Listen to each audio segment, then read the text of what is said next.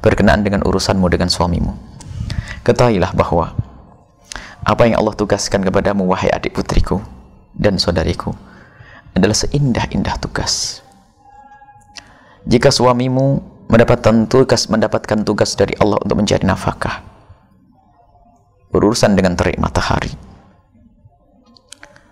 urusan dengan mobil macet, mobil mogok, macet di jalan, dan mungkin juga berurusan dengan orang yang marah-marah kepadanya karena berurusan dengan orang lain untuk urusan mencari nafkah dan rizki.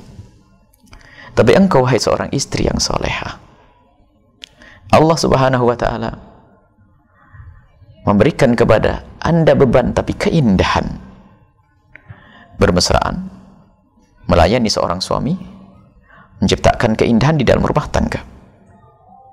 Dan jangan dianggap ini sebagai upaya untuk merendahkan kaum wanita. Imam Abu Hurairah radhiyallahu ta'ala anhu meriwayatkan satu hadis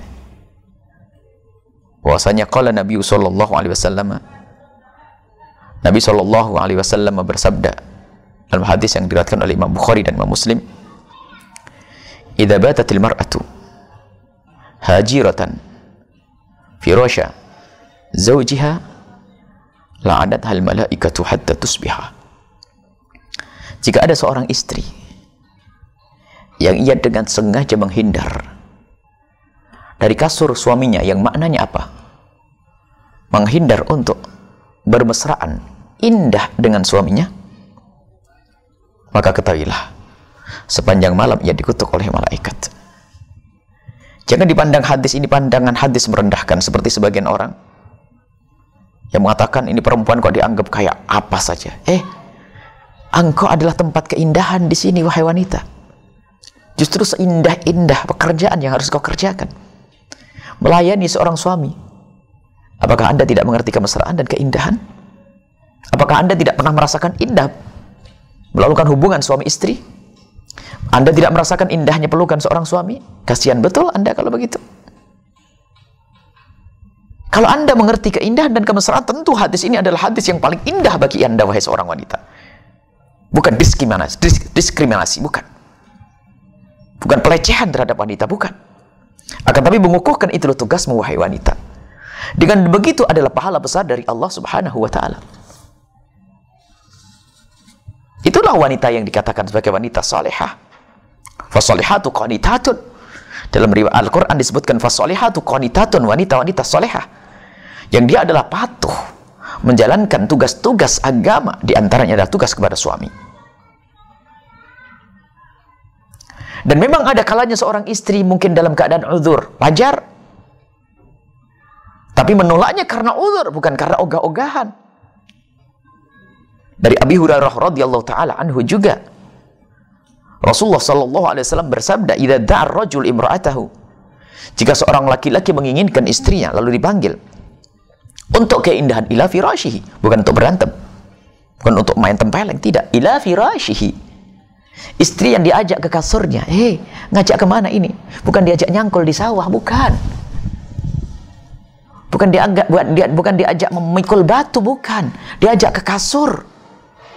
Fabata ghadbanat, ataunya istrinya itu ogah-ogahan sampai suami itu marah naik pitam. Alaiha, kepada wanita tersebut, la'anathal malaikat, suami marah. Karena mungkin suami di luar ketemu dengan bermacam-macam godaan. Wanita yang tidak menutup aurat bangkitkan syahwatnya karena dia orangnya beriman, takut kepada Allah, dia ingin ketemu istrinya, ingin bermesra dengan istrinya. Lihat, istrinya untuk melampiaskan keindahan itu, untuk bermesraan, keindahan, melampiaskan syahwat, dan melampiaskan syahwat adalah syar'i. Jangan direndahkan kalau seorang suami ingin melampiaskan syahwat kepada seorang istri. Yang menganggap ini adalah rendah, dialah wanita rendah. Karena apa? Melampiaskan syahwat dengan seorang istri adalah kemuliaan. Coba kalau seandainya Anda seorang istri, tiba-tiba syahwat dicabut dari suami Anda, nyesal atau tidak? Anda akan menyesal. Tiba-tiba Allah menjadikan suami Anda tidak punya syahwat kepada Anda, ayo. Problem dalam rumah tangga, ayo.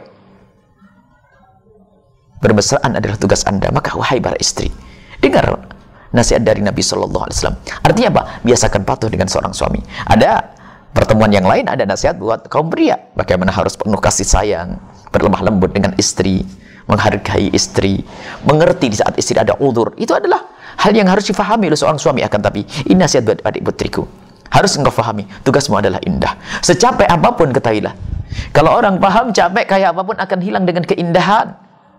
Artinya semestinya seorang istri yang merasakan seharian penat, capek, urusan dapurnya, urusan nyuci baju, akan tapi di saat bertemu dengan suami, jadikan itu saat indah untuk bermesraan.